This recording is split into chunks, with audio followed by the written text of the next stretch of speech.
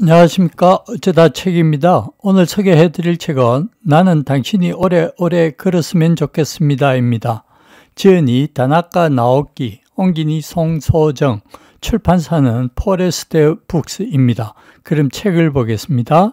공원이나 히트니스 센터에 가면 열심히 운동하는 젊은이들을 볼 수 있다. 친구들과 어울려 술을 마시거나 영화를 보는 대신 운동을 하기로 마음먹은 대기난 젊은이들이다. 그런데 지금 애써 만들어 놓은 근육이 중노년이 되었을 때도 그대로 유지될까? 평생 운동을 꾸준히 한다면 모를까? 일에 치이거나 점차 게을러지거나 해서 어느 때부턴가 운동을 그만둔다면 근육은 유지되지 않는다. 실제로 나이 드신 분들 중에 젊어서 운동광이었던 사람도 적지 않을 것이다. 이들은 흔히 나이가 나이인지라 근력이 부쩍 떨어져서 하는 식으로 말하곤 한다.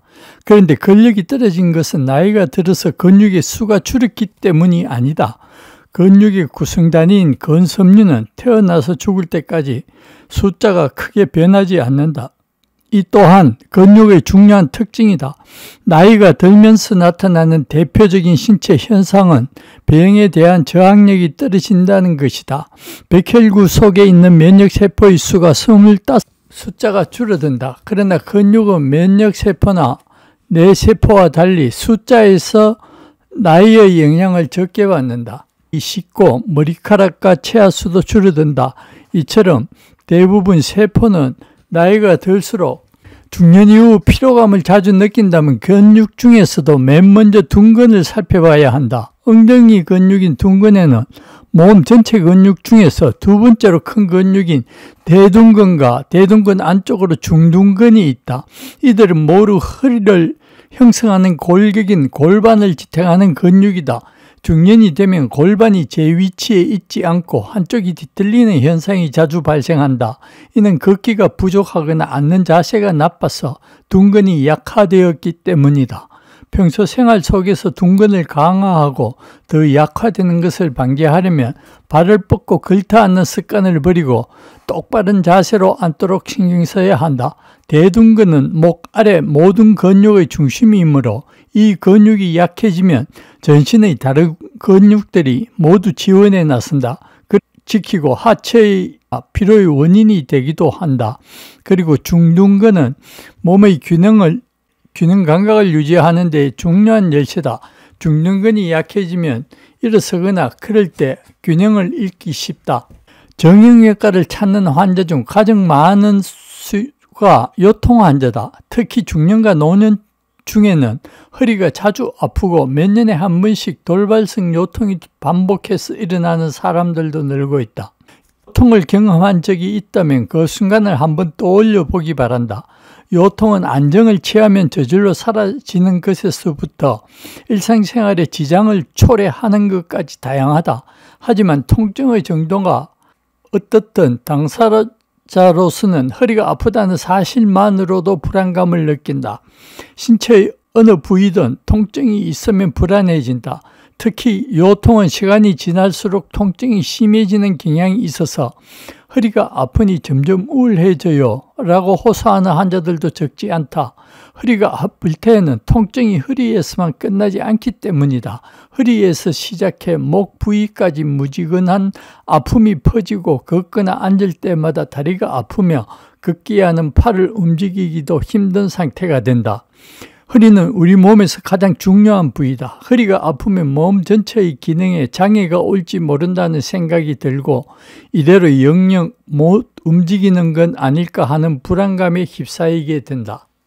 자세가 바르지 않으면 근력 트레이닝 등으로 근육을 키워 놓아도 허사가 된다.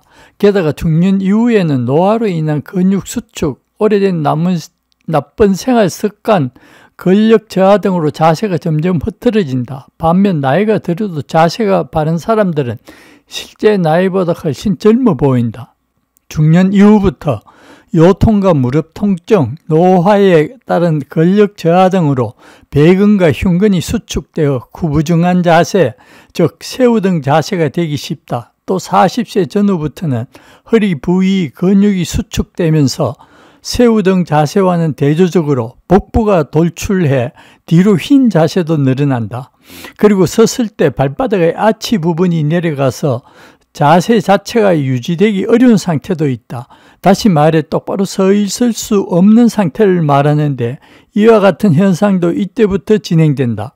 앞으로 구부정한 자세, 뒤로 휜 자세, 똑바로 서 있지 못하는 자세는 어떤 것도 그대로 둬선 안 된다. 그냥 내버려 두면 서 있는 것만으로도 피곤해져 오래 서 있기가 힘들어진다. 또 바른 자세로 섰을 때는 그다지 서이지 않는 장단지의 비복근이나 허벅지 뒤쪽의 햄스트링에 부담이 늘어나 그러면 금세 피곤해져서 걷는 것이 고역인 사람과 아무리 오래 걸어도 지치지 않는 사람이 있다. 이들이 차이는 무엇일까? 정답은 걷는 자세가 좋은가 나쁜가 하는 점이다.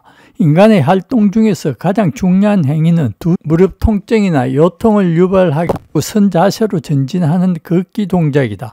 이처럼 서고 걷는 동작은 일상생활의 중심에도 자동차와 가전제품의 보급으로 점점 강화되고 있다. 걷기 외의 수단을 통해 목적지에 도달할 수 있게 되면서 최소한의 걷기만으로 생활하는 사람이 많아졌다. 생활 속에서 걷는 일이 확 줄어든 것이다. 앞서 언급했듯이 근육은 사용하지 않으면 힘이 약해지기 마련이다. 오늘날처럼 걷기를 등한시 한다면 걷는 데 쓰이는 많은 근육이 약해질 수밖에 없다.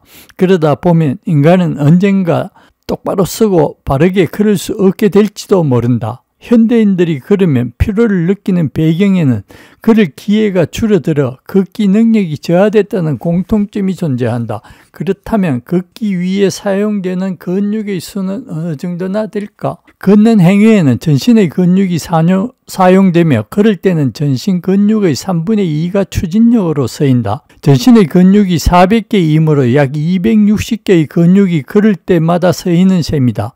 아울러 두 발로 걷는 행위를 할 때는 몸을 지탱하고 균형을 맞추는 데에도 근육이 사용된다. 걷기만큼 많은 근육이 필요한 생활 속 동작도 없을 것이다. 나는 당신이 오래오래 걸었으면 좋겠습니다를 보았습니다. 도움이 되셨다면 구독과 좋아요 부탁드립니다. 감사합니다.